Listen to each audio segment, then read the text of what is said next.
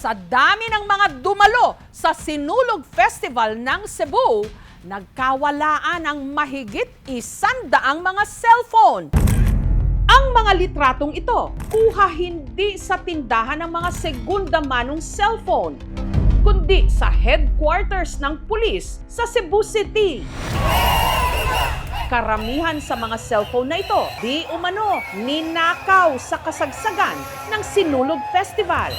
Kaya ang ilan sa mga naisnatcha ng cellphone sa kalagitnaan ng selebrasyon, nagbabaka sakaling dito nila mahahanap ang dinekwat sa kanilang cellphone. Pinagtunan sa tanak ako itong girigalo pag birthday niya. Nawala rin ba ang cellphone mo nung sinulog? Titigan ang mga ito. Isa sa mga nadukutan ang modelo at male pageant title holder na si Kenneth. May work kami as a model. Pumupunta po kami sa mga events and after po nun, we have after party. Ang kanya raw cellphone, isinabit pa niya sa katawan niya. Kung kukunin man yung cellphone ko ng someone is pwede ko siyang mamalayan agad. Pero bandang alas 4 ng madaling araw nitong January 19, May humarang po sa akin ng mga group of people. Tapos akala ko po mga kilala nila ako. Tapos nagpa-picture. Right after po nun, na mga 3 to 5 minutes, di ko na po makita yung phone ko. Pagtingin ko, sobrang gaan na ng sling. Sobra po akong na-shock. Binala ko pong sundan, kaso nagmamadali din po ako papuntang airport. Kaya wala na talaga akong time. kinabukasan, sinubukan ni Kenneth na gamitin ang device tracking feature ng kanyang cellphone kung saan malalaman dapat ang kinaroroonan ng kanyang cellphone gamit ang GPS o Global Positioning System. Nakita niya na ang cellphone nasa Quezon Boulevard daw sa Cebu. Around one day siya doon. Hanggang sa bumiyahe na po ito papuntang Samar. Nagpasay siya, tapos Malate. Nag-notify na lang daw ang cellphone na nasa isang mall na ito sa syudad ng San Juan. Sa Find By, matatrack ko siya na andito siya ngayon sa San Juan. Sobrang lungkot po. Bago po kasing bili yung phone na yon.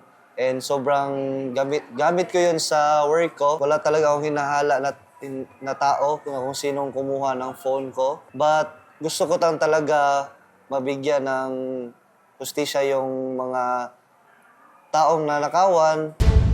Isa pa sa mga lumutang na biktima, si Melvin, na nanakawan ng bagong bili pamanding cellphone. Nilagay ko siya sa harapan ng pocket ko. Pero kasi parang pagsanay na tayo sa likod nilalagay. After I check my phone, then nilagay ko sa likod ko. Hanggang sa naramdaman ni Melvin na may pumuntirya na sa kanyang smartphone. I was talking to someone. Parang binangga ako, then kinuha siya. May few akong taong suspecha. But I cannot call them out kasi nga, syempre, hindi ko naman masabi na kung sino talaga sa kanila yung kumuha. Ang insidente, agad nilang inireport sa pulis. Ginamit nila ang device tracking feature ng kanilang cellphone. Napagalaman na doon ang location sa may Leon Kilat. Ang cellphone ni Melvin na-locate sa Leon Kilat Street sa Cebu City, kung saan matatagpuan ang hile-hilerang mga tindahan pati na repair shop ng mga cellphone. Doon naabutan ng mga pulis ang nagpakilalang may-ari ng shop. Hinalughog nila ang lugar. Binuksan yung room. Doon tumambad na merong 3 bag na na-recover doon na may lamang mga cellphone. Ang cellphone unit na kanilang na-recover mula sa 3 bag, umabot daw ng humigit kumulang 150, kabilang doon ang nanakaw na cellphone ni Melvin. Kailangan namin ng identification and yung IMEI para we can detect kung ano talaga. Ito na yung phone ko. Nakuha ko na siya. Yesterday lang. Tinanong yung may-ari kung bumibili ba sila ng cellphone. Bumibili lang sila. Hindi na ina-admit na bumibili sila ng mga nakaw. Ang may-ari ng shop nasa kustodiya na ngayon ng PNP. Papatawan po siya ng kaso under RA 1612. Yung bumibili ka ng mga nakaw, ng mga bagay, 6 years to 12 years ang imprisonment yan. Yung kung mapatunayan na nagkasala ka. Matapos namang kumalat ang balita tungkol sa mahigit 100 mga cellphone na na-recover ng pulis, Ang ilan sa mga naisnatchan agad na nagtungo sa tanggapan ng PNP. Bawat claimant binigyan ng pagkakataon na mabusisi ang mga cellphone. Namasin ko nga basin usa pod ako a cellphone nga naa diri. Isa sa kanila ang estudyanteng si Dave na nasalisihan daw nung kasagsagan ng Grand Sinulog. Nasa bulsa ko lang siya. Dahil nga nakita ng kaibigan ko na bineso ko lang, at least 3 seconds lang, nawala na cellphone ko. Wala akong naramdaman na kamay. Super swift and quick lang talaga. Agad trinak ni Dave ang location ng kanyang cellphone. At huli raw itong na-trace ng tracker sa Leon Kilat Street din. I understood the situation na mabibenta na talaga yung cellphone ko. It's sad. Ilang saglit pa, Oh my God, it's there. This one.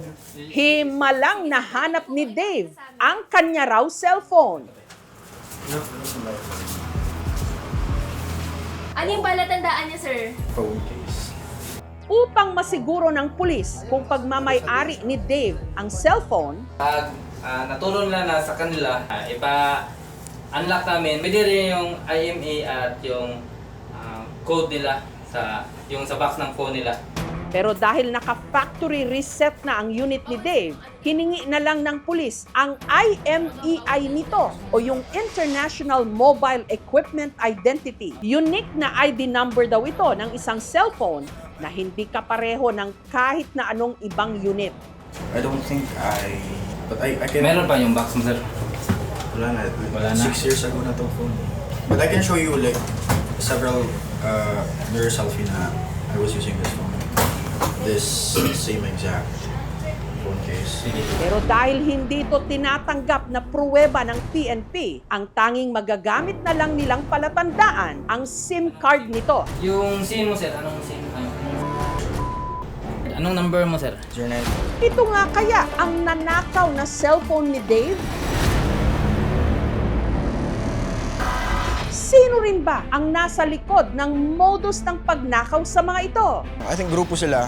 Bawal ang lowbat at walang signal dahil ititrace na natin ang may-ari ng mga nawawalang cellphone at ang nasa likod ng nakawan Akin to. sa aming pagbabalik.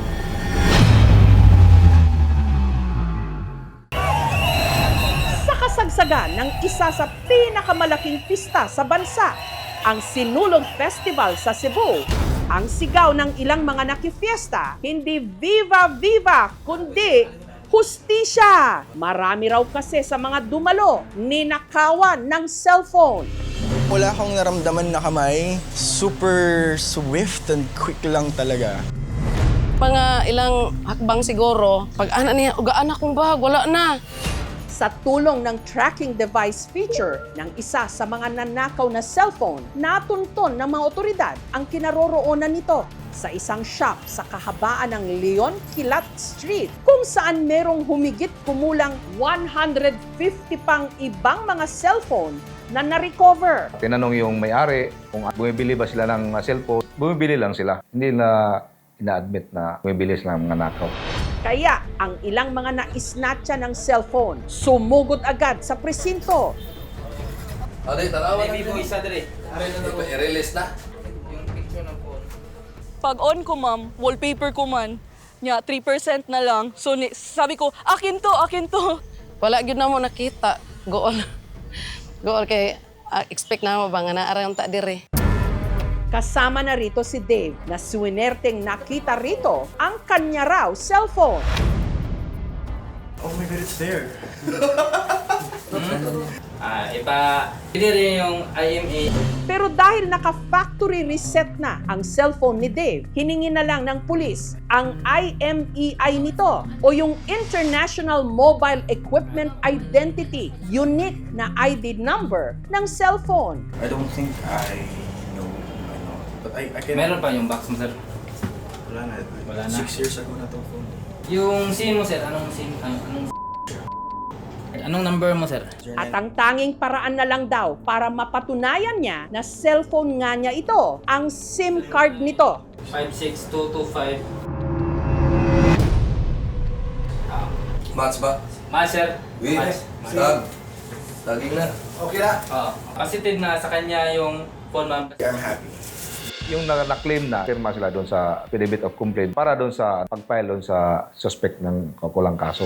Pero ayon sa kanilang investigasyon, hindi raw lahat ng cellphone na kanilang na-recover dinukot. Pero yung iba na natanong din namin, na pag-iwanan sa may bar o nahulog.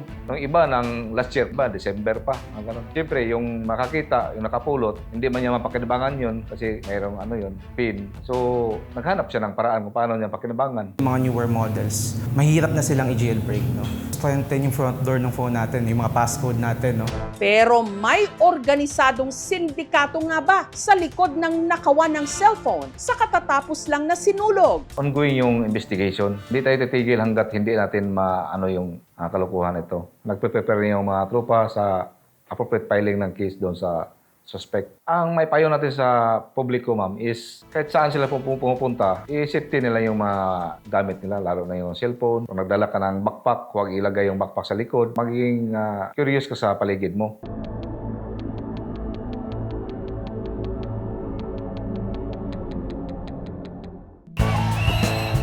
Sa mga engrandeng selebrasyon kung saan hindi mahulugang karayom, ang mga makakatiang kamay sumasalakay. Kaya magdoble ingat para ang ating mga cellphone sa mga kawatan maging cannot be reached. Thank you for watching, mga kapuso. Kung nagustuhan niyo po ang videong ito, subscribe na sa GMA Public Affairs YouTube channel.